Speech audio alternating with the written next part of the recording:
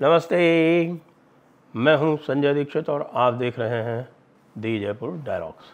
करेला और नीम चढ़ा, ये कहावत आपने कई बार सुनी होगी। इसका अर्थ क्या होता है? करेला वैसे भी कड़वा होता है, लेकिन अगर करेले की बेल जो है वो नीम के पेड़ के ऊपर चढ़ा दी जाए तो कहते हैं कि भाई उसकी कड़वाहट और भी बढ़ जाती है। तो ये करेला जो है इसका नाम है कपिल सिब्बल, और कपिल सिब्बल जो है वो सुप्रीम कोर्ट बार एसोसिएशन का चुनाव जीत गए हैं। सुप्रीम कोर्ट बार एसोसिएशन का चुनाव जीतने के साथ ही कुछ लुटियंस के लिबरल्स ने उनको जो है ऐसा चढ़ा दिया है जैसे मानो कि वो मोदी के सामने चुनाव जीत गए हों, क्योंकि उनका कहना है कि मोदी ने उनको अपोज किया। कैसे किया? No evidence. और मोदी के खिलाफ उन्होंने कैंपेन करके, मोदी के नाम लेके, मोदी का विरोध करके वो चुनाव जीत गए। मैंने पता किया, लेकिन मुझे ऐसा कुछ भी पता नहीं चला। क्यों? क्योंकि सुप्रीम कोर्ट बार एसोसिएशन की टोटल जो मेंबरशिप है वो है 2800। वोट कितने पड़े? 2200। तो ये 2200 वोट जो हैं, आपको मैं बता दूं कि एक छोटे से छोटा जो वार्ड होता है किसी कॉरपोरेशन का, उसमें भी इससे ज़्यादा वोट होते हैं। और एक आरडब्ल्यूए में भी संभवतः इतने वोट हो जाते हैं। कपिल सिब्बल ने आज तक किसी आरडब्ल्यूए का भी चुनाव नहीं जीता है।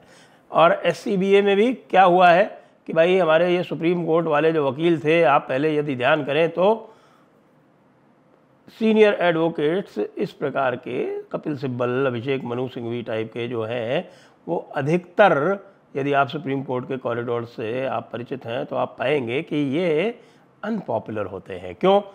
क्योंकि सुप्रीम कोर्ट में 3 तरह के वकील प्रैक्टिस करते हैं। एक तो होते हैं जो सबसे बड़े वीवीआईपी, वो होते हैं senior advocates.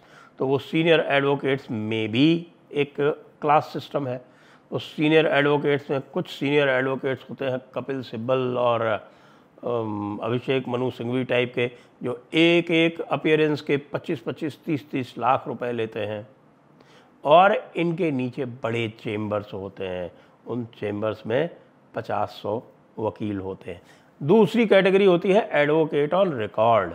Advocate on record ये वो एडवोकेट्स होते हैं जो advocate on record supreme court का एग्जामिनेशन पास करके और फिर ऑथराइज हो जाते हैं सुप्रीम कोर्ट में पिटिशन फाइल करने के लिए।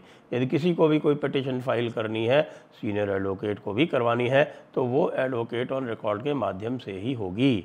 और तीसरे होते हैं एडवोकेट्स। ये एडवोकेट्स जो है वो देश की किसी भी बार काउंसिल्स के लाइसेंस सनदधारी या लाइसेंसधारी हो सकते हैं, जो authorise to practise anywhere in India है। ये आके सुप्रीम कोर्ट में अपीयर तो हो सकते हैं, लेकिन पिटिशन नहीं फाइल कर सकते। पिटिशन इनको भी एडवोकेट ऑन रिकॉर्ड के माध्यम से फाइल करनी पड़ती है। तो इस प्रकार का क्लास सिस्टम है वहाँ पर। अब पहले क्या हुआ करता था कि दिल्ली की जो सारी बार एसोसिएशंस थी, दिल्ली में आपको पता है बहुत सारे कोर्ट्स हैं।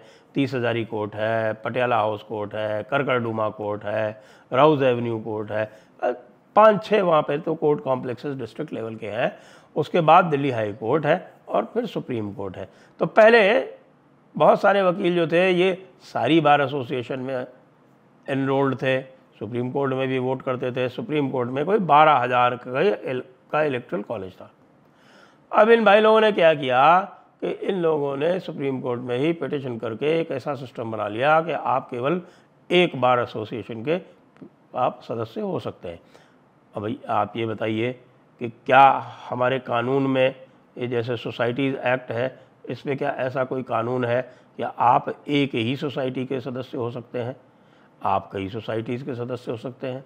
आप डॉग लवर्स सोसाइटीज़ के भी सदस्य हो सकते हैं, कैट लवर्स सोसाइटी के भी सदस्य हो सकते हैं। लेकिन नहीं, यहाँ पर यह कानून बना दिया गया कि आप एक ही बार एसोसिएशन के सदस्य हो सकते हैं। तो यदि आपको सुप्रीम कोर्ट बार एसोसिएशन का सदस्य बनना है तो आप Delhi high court bar association के सदस्य नहीं हो सकते हैं।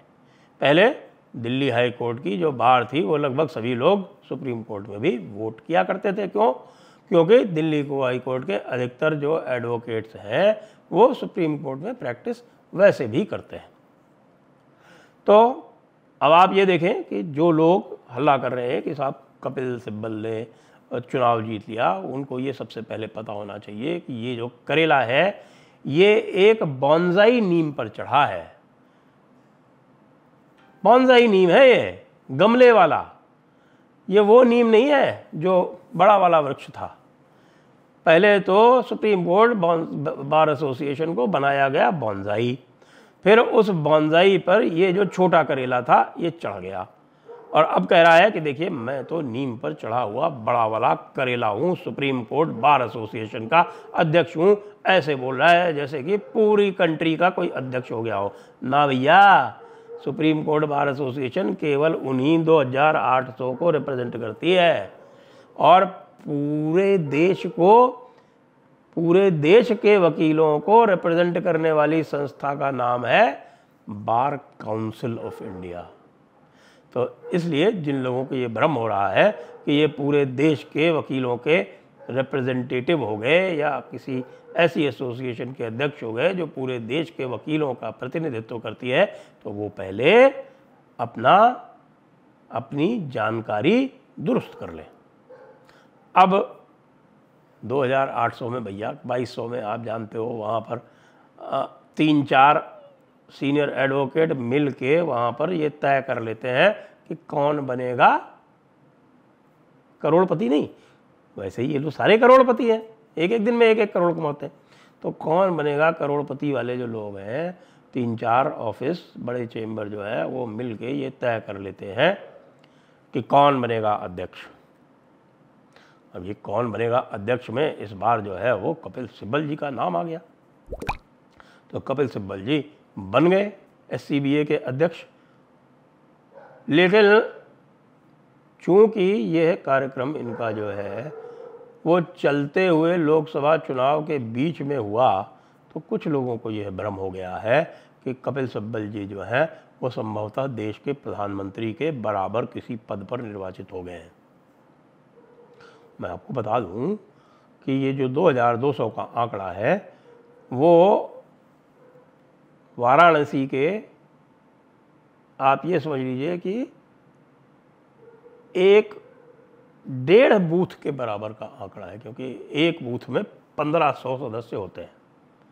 तो 2 बूथ जो हैं या लगभग 1000 से अधिक बूथ होंगे वाराणसी लोकसभा कॉन्स्टिट्यूंसी में, उसके 2 बूथ के बराबर के जितने भी मतदाता हैं उतने मतदाता इस SCBA में थे। अच्छा भाई, SCBA वाले का क्या विशेष प्रिविलेजेस है? वो विशेष प्रिविलेजेस है कपिल सिब्बल के पास जो उनके पास पहले से भी है, कि भाई वो प्रोग्राम ऑर्गेनाइज करेंगे और बुलाएंगे बड़े माई लॉर्ड्स को, तो सारे बड़े माई लॉर्ड्स जो हैं उनके प्रोग्राम में आएंगे। वो तो पहले से भी आते थे, वैसे भी आते थे। उनको जो है बड़े माई लॉर्ड से यदि उनसे चेंबर में मिलना चाहेंगे तो उनको तुरंत अनुमति मिलेगी। तो वो तो कपिल सिब्बल को पहले से ही थी। मुझे तो ये भी बताया गया कि बहुत सारे माई लॉर्ड्स जो हैं वो कपिल सिब्बल की सहायता लेते हैं अपने पुत्र और पुत्रियों के करियर को आगे बढ़ाने के लिए। वो कपिल सिब्बल की मदद वैसे ही लेते रहे। तो फिर कौन सा ऐसा नया तीर मार लिया कपिल सिब्बल ने?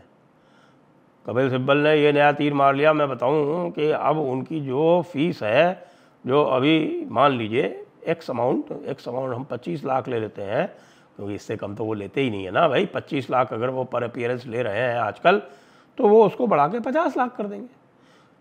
वैसे भी कपिल सिब्बल किसी साधारण व्यक्ति के वकील तो है नहीं। ये सारे के सारे वकील वो हैं जो क्या कहते हैं, आपको पता है ना, इन्होंने स्वाति मालीवाल वाले जो एपिसोड में है उसमें क्या वक्तव्य दिया था। ये उनका निजी मामला है। जी हाँ, क्राइम या अपराध जो है वो कानून में जूरिस्प्रूडेंस जिसको बोलते हैं उसमें ये बताया गया है कि क्राइम वह होती है जो समाज के विरुद्ध हो। इसलिए उसका जो भी मुकदमा है वो समाज के द्वारा या स्टेट के द्वारा लड़ा जाता है। लेकिन अब कपिल सिब्बल जी हमें ये बता रहे हैं कि वो उसका निजी मामला है। यदि किसी का कत्ल कर दिया जाए तो जैसे शरीयत में होता है, पता है आपको, पता नहीं है शायद, इस शरीयत के कानून के मुताबिक अगर एक व्यक्ति किसी की हत्या कर दे तो वो पैसे देकर माफ़ी ले सकता है उनके परिजनों से। इसको दियत बोलते हैं। जी हाँ, दियत का सिद्धांत होता है।